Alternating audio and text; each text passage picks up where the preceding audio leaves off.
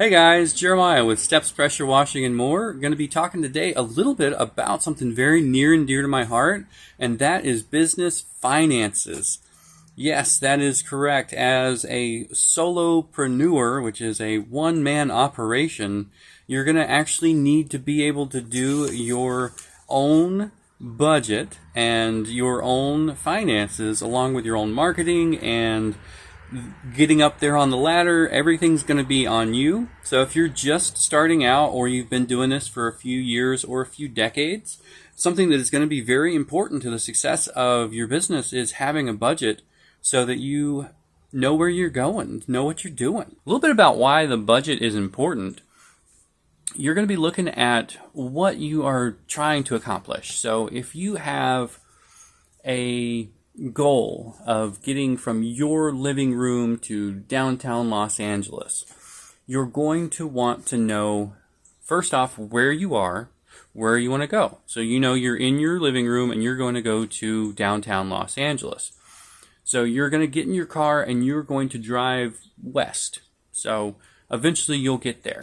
You're going to want to look it up on a map and you're going to figure out that you're going to want to take Interstate 10 or Interstate 40, and you're going to take that until you get to mile marker, whatever the mile marker is in downtown Los Angeles, and you're going to get off on, that exit and turn onto that street, and you're going to park in front of that store. So you have a little bit more of a plan of where you are and where you want to get to. When I first started this business, I got in my car and I drove west. In a manner of speaking, I said, I want to have my own business and I want to make a good living doing it. So what I did is I went out and I bought some flyers. Enough is what I figured. I said, oh, this is enough flyers to get us started. I bought enough equipment to get us started, and I had really no game plan on how I was going to go from unemployed at the time that we started the business to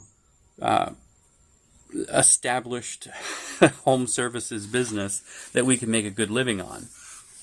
So it is very important to have that. When we did our second year, I had the budget in place and everything worked a lot smoother. I understood a lot more of where I was going and where I was trying to get to and what I needed to do to get there.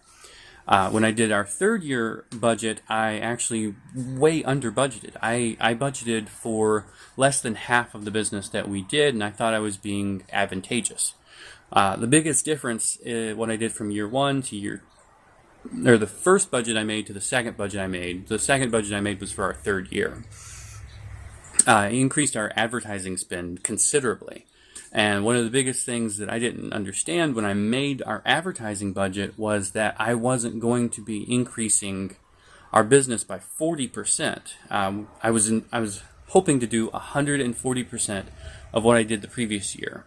So I made a budget for our advertising, and that ended up with us doing 350% of what we did the previous year. So I definitely will say we kind of found like our groove on advertising for our area. What we use here is we use yard signs and we use flyers. But honestly, 95% of our advertising is yard signs because we can put one yard sign out and 1,000, 10,000 people might see it before it gets taken down. Whereas one flyer is going to be seen by one person and then either thrown away or they give you a call, which is why we primarily only use yard signs now as our advertising. I'm going to put a link in the description below just so you guys will be able to go get yourself some yard signs if you want to, and you can get them through our affiliate code.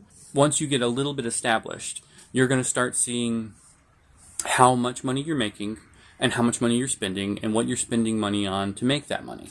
So I now know that 8% of our revenue this year for 2023, 8% of our revenue was spent on advertising.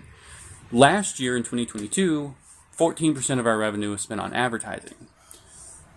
We spent on average $38 for supplies and equipment this year for every job we did. So that's going to include things like when we go down to the pressure washing store and we get some more SH to fill up our tank. It's going to include when I upgraded, I got the M5 downstream nozzle. It's going to be when I broke the hose and had to replace the hose with a new one. Or the pressure hose, that is. So all these little things that kind of popped up throughout the year, I know on average I need to allocate about $38 for every job I do to replace the equipment and to buy supplies to do each job. Once I now know how much it's going to cost and I need to allocate for that, I now need to say, okay, so to set my path, I'm going to say I want to make $2,000 this week in revenue, not profit, but revenue. So I'm going to need to do an average of 10 jobs because I now know that my average job for the year has been $225. Not huge. We do a lot of gutter cleaning, which is not all that expensive, but we've done some pretty big projects as well that bring up that average. But on average, we do about $225 per job we do. So I'm going to round that to 200 for the sake of math. I'm going to do $2,000 in revenue this week. I need to do 10 jobs. In order to do 10 jobs, I'm going to have to buy $380 worth of equipment. Now, that might not be every week, but I need to allocate that because on average, that's what I spend. Then I'm going to also take my number for how much I spend in gas, how much I spend on wear and tear on my vehicle and upkeep and uniforms, and how much on average I spend to do everything. And out of those 10 jobs, I now know that I'm going to make $625 in profit this week. If that's the number that I want to be bringing home, that's what I go with. If that's not the number I want to bring home, and I want to make more than that, I'm going to need to go and put out more signs. I'm going to need to drum up some more business. Call some of my clients and see how their gutters are doing, if they're ready to get their house washed. So knowing where you are, where you want to be, also allows you with a game plan. It's your path to success. It's your roadmap. If you don't know how much money you're going to end up in profit at the end of the week, on average, you may not spend $38 per job on supplies and equipment this week, but you may. And it would be, in my opinion, smart to set that money aside. Not necessarily that $38 will be your number. You'll need to find that out on your own. Same thing with advertising. Yard signs may not work in your area. Google Ads might do much better for you. So I'm not the marketing expert, but I am definitely learning my area relatively well and what works for me. That being said, all of these numbers are off of my experience for this year. Those numbers may actually be much lower next year if we are able to increase by 60%, which is what we're forecasting. If we're not able to increase 60%, those numbers might be higher than what we are because we're allocating each little bit there. All right, my last piece of advice here on making a budget today is update often. If you want to make one budget for the whole year and see how you are at the end of the year, that's awesome. But what I'll usually do is I will make a budget for the whole year, and I'll set that one aside and I'll make a copy of it. I use Google Sheets. I don't know if you're familiar with that one. It's much like Excel, but it's free, and I really like the free part. And once I've made that copy, I will go back and I'll edit it. If I was over budget on the first quarter, I will make reflections of that off of my P&L to then update my budget on where we're going to be for the rest of the year to either make up for what we spent too much of or to account for the additional revenue. And you can make weekly budgets, monthly budgets. You can make daily budgets for whatever you're looking for. And I do recommend having a monthly budget.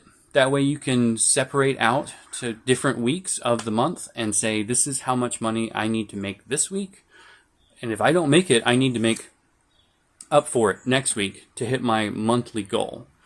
Goals are always important when in business because you at least have somewhere you're heading to, and the budget allows you to get there from point A to point B, financially at least. You will definitely need to learn the business itself, but for me, I definitely have benefited this year from having a budget, and I'm super excited next year to see how our budget turns out.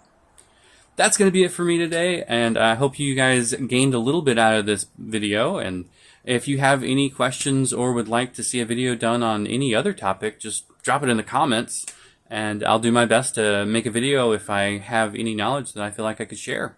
All right, y'all be safe out there.